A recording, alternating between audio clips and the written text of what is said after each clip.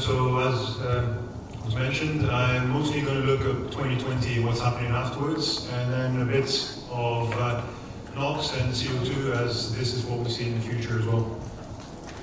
So the agenda, very quickly, regulations timeline, the updates to SOx regulation, IMO 2020 impact, scrubbers, LNG as fuel, and then towards the future. And then very quickly some publications that ABS has in mind. So I've highlighted some of the regulations that are of interest, because if we look at this map without this highlight, it's all very confusing. So you can see the first part is 2020, as you all know, 0.5% sulfur worldwide. Then from 21, for the new vessels, Tier 3 NOx in Baltic and the North Sea as well. Which you may think, NOx, okay, SOx, but it's all related. One solution has to deal with the impact of the other solution as well. And then I've also added something that's not often talked about, is NBM, market-based measures, which has to do with CO2 and the CO2 tax, which could impact all vessels. This will be based on the data obtained from MRV and for the IMO DCS, which will give a baseline, and then, over the baseline, we'll have some market-based measures. $10 per ton CO2, all the way up to maybe 100. So this needs to be borne into mind. So what are the latest updates for the SOx regulations? So as you all know, there's been a fuel carriage ban, which basically means that if you don't have an alternative measure, which could be a scrubber, you're not allowed to actually carry fuel over 0.5%. So no 3.5% unless you have a scrubber. They've also decided that MEPC 73 to publish a guideline for a ship implementation plan, which will help you deal with 2020. So obviously this will have some steps that you have to follow to help you deal with this and the uncertainty with the 0.5% sulfur, having to deal with extra tanks, having to deal with extra cleaning, all those kind of things. There's also, they want an early reporting of availability of 2020 compliant fuels. So the IMO has requested this. So whoever can, I know that most people here won't take the risk. They want people to take the risk and use the 0.5% fuel. So then they can see what the problems are. And is it available? Are you having issues with your machinery? The EU has got a fuel oil quality implementation plan using their online system. So using this, they want reports of non-compliant providers. So then they can start, rather than doing a once a year check on the providers, they'll check them every time they found non-compliant, so then they can reduce the amount of non-compliance. The IMO did a fuel quality best practices for purchasers and users, for most of you. In 73, they did fuel guidance for the actual bunker suppliers, so everything to deal with what the certification should be, how to resolve disputes with the users, that kind of thing. And they're now working on best practices for coastal states and port states. So this will help as well for the port states and coastal states to ensure they have the right fuel for the owners. And finally, there's been from 1st of January 2019, all bunker delivery notes should have the actual sulfur content on them, and this can be checked so that a vessel that doesn't have a scrubber but that has higher than 0.5% fuel can face some issues. So it's very important to make sure that your bunker delivery note has the right sulfur content on it. So very quickly, you can see it's all a global problem. If you have a scrubber, you think, okay, it's done, we have no issues. There have been some restrictions on discharge. California has said, you can't use a scrubber. Singapore now have turned around and said no open loop scrubbers allowed, so use compliant fuel or closed loop, a hybrid scrubber and closed loop. In Europe as well, some issues. So you can see it is a global problem and it's not such a simple solution. What we see with 2020, in general, as you can see in red, chaos. There's going to be a change in fuel supply, which this will actually lead to a change in charters as well, because the fuel is going to be coming from different sources.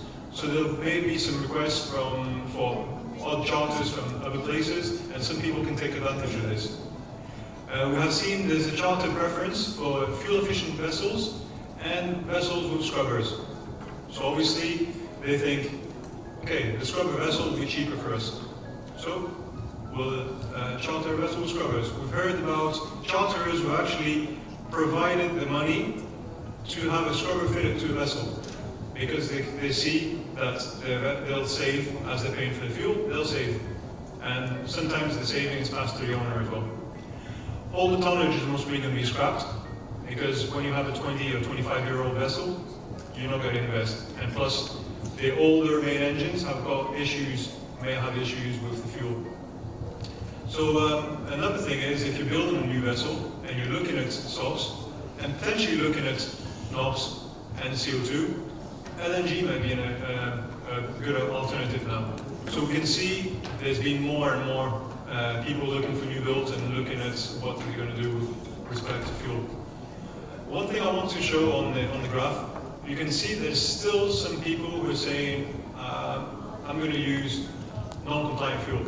And if I get caught, I'll pay for the fine. I'm only going to use my vessel 1 year, I'm not going to invest. So this is a bit surprising. But anyway, what we see is most people, if they decide to go for a scrubber, have already done it, because there's usually about a 12 to 18 month wait for a scrubber. So they've already installed it to be ready for 2020. Other people are saying, okay, we'll wait and see, and we'll just use the compliant fuel. There is an issue with compliant fuel with blends. A lot, because of the actual amount of 0.5% fuel required, and the investment required from bunker suppliers and from the suppliers of fuel, they are going to blend different fuels together. And we've heard manufacturers, bunker suppliers saying, okay, we have the grade, 0.5% grade in Turkey. If you go to Singapore and you get the same grade from us, don't mix it. It's not compatible. You could have issues. If you get it, please use it straight away. It may be not stable. So all this is worth keeping in mind, and that's why it's worth using a ship implementation plan and looking at all these issues. Looking at the scrubbers, so far, based on Clarkson, February 2019, 2,324 scrubbers, either on order or installed. Unfortunately, Clarkson's doesn't identify all their makers, so 1,000 of those are not identified. Currently, 37 vendors are identified, and the top makers, you can see below, Tunisia, Pacific Green Tech, Alfa Laval, Vatala. These are the top makers so far. Unfortunately, for the two low ones, I know that they have a 16 to 18 month wait. So again, it seems like the boat may have passed for scrubbers. Some of the lessons we learned at ABS, what you need to do and where you may find a problem if you're planning to install a scrubber. Sometimes we see incomplete class packages, which gives delays. If class has to require and request more information, this may delay. In the same way, the submissions sometimes are unclear. So more detail is needed, and there again you get a delay. A lack of replies. In this case, it's worth having one person to talk to. Have one person who represents the yard and the maker, if possible. Some additional requirements: if you want a scrubber notation, the ABS scrubber notation requires redundancy in some cases. So you need to know this. Onboard testing is very important, as all these are Scheme B and they're continuously monitored. It's very important to have a proper setup and proper onboard testing and commissioning. And this leads to the importance of the surveyor attendance. It's important. We've seen issues with the actual pumps, the seawater pumps, not having enough flow, so not getting the right amount of scrubbing, and then the system not working properly and leading to more delays until the pumps are fixed. LNG as fuel, as I mentioned, we seem to be seeing more and more projects. It's installed on many vessel types. Originally it was installed on LNG carriers, but now it's starting to be other vessels as well. The charters may be the driver for this. The infrastructure and the bunkering may be an issue. It's improving, but still we see issues. The CapEx and OpEx are a major consideration. This is why we don't see very many retrofits. It's mostly new builds. The engine technology and the containment is there. It's been here for a while, and it's improving all the time. And the fuel tanks need to be borne in mind, as well as something that I haven't written here is methane slip. As you see, methane is 25 times more powerful greenhouse gas than CO2. So you need to bear this in mind, because future regulations may start regulating this. Hazard identification is very important for this, but the regulatory framework is in place. So it shouldn't be an issue on this. So towards the future, as we said, we have Regulation 13, nitrogen oxides. So for this regulation, you need to decide, am I going to use an SCR, selective catalytic reduction, or EGR, exhaust gas recirculation, where you recirculate part of the gas. But this, you can't just decide, okay, I'm going to do this, and I'm done. You need to decide, what have I done for SOx? Have I decided to use 0.5% fuel, or have I got a scrubber? If I've got a scrubber, am I going to turn the scrubber off when I go into the NOx ECA zone and then run on 0.5 fuel? Or am I going to still use a 3.5? This will lead to difference in the NOx technology. So this is very important. You need to decide what you're going to do for this. Now, looking at the greenhouse gas reduction. So, as you said, the targets are pretty difficult, and the final target is in 2050, which when you think that your vessel has a lifetime of 20 years in service, or 25, you need to make a decision tomorrow, pretty much, when you're building a new vessel. By 25, at least, you need to know what you're going to do, because your vessel could be operating in a much reduced greenhouse gas requirements. And so far, SOx, NOx, and greenhouse gas are interconnected. So if you go for LNG, you've dealt with SOx, you've dealt with NOx, and you're dealing with greenhouse gas, even though methane slip needs to be checked. If you go for scrubber, though, scrubber leads to more generator load, which leads to more consumption and more CO2. So you're getting a step back towards your actual greenhouse gas result. And the other thing is, if you go for the NOx technologies, they all have a CO2 penalty as well. So we see that the solution may be a different fuel. And in order to use a different fuel, which is usually more expensive, you need to have a more efficient vessel. So you're using less of the more expensive fuel.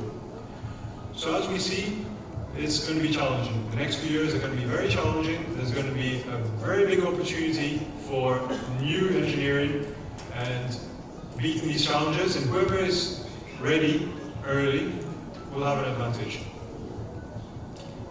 So as I mentioned before, you need a holistic approach for this. You can't just consider, I'll do SOx now, I'll do NOx later, and I'll look at greenhouse gas. You need to look at all three when you decide what you're going to do, especially from new builds starting from next year. Some publications that may be of interest, especially for the scrubbers, exhaust gas clean advisory, and the guide for exhaust emission abatements. Thank you very much.